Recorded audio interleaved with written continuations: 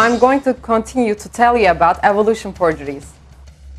There is no concrete fossil evidence to support the ape-man image, which is unceasingly imposed by the media and evolutionist academic circles.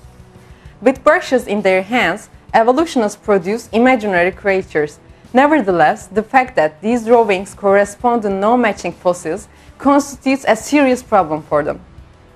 One of the interesting methods they employ to overcome this problem is to produce the fossils they cannot find.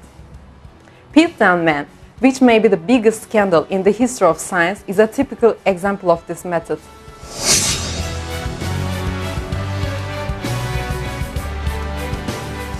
In 1912, a well-known doctor and amateur paleoanthropologist named Charles Dawson came out with the assertion that he had found a jawbone and a cranial fragment in a pit in Piltdown, England. Even though the jawbone was more ape-like, the teeth and the skull were like a man's. These specimens were labeled the Piltdown Man, alleged to be 500,000 years old. They were displayed as an absolute proof of human evolution in several museums. For more than 40 years, many scientific articles were written on Piltdown Man. Many interpretations and drawings were made, and the fossil was presented as important evidence for human evolution.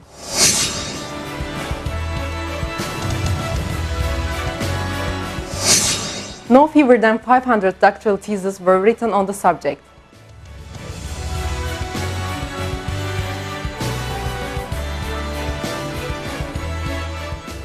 In 1949, Kenneth Oakley from the British Museum's Paleontology Department attempted to use fluorine testing, a new test used for determining the date of fossils. A trial was made on the fossil of the Piltdown Man. The result was astonishing.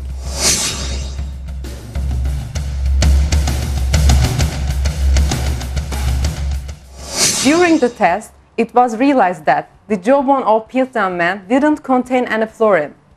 This indicated that it had remained buried no more than a few years. The skull, which contained only a small amount of fluorine, showed that it was not older than a few thousand years old. It was determined that the teeth and the jawbone belonging to an orangutan had been worn down artificially.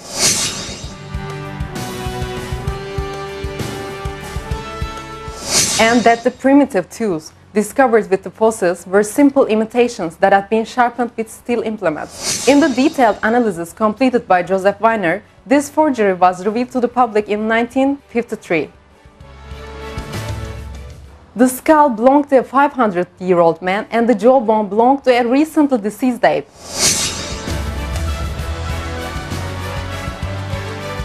The teeth had been specially arranged in a particular way and added to the jaw, and the molar surfaces were filed in order to resemble those of a man. All these pieces were stained with potassium dichromate to give them an old appearance. These stains began to disappear when dipped in acid.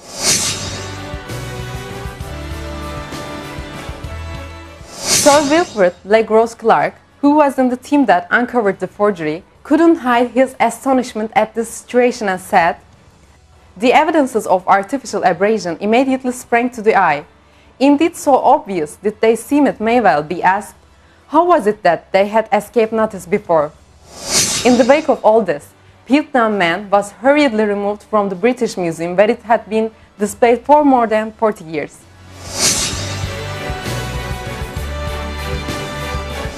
This scandal showed that evolutionists had no findings to reinforce their theories.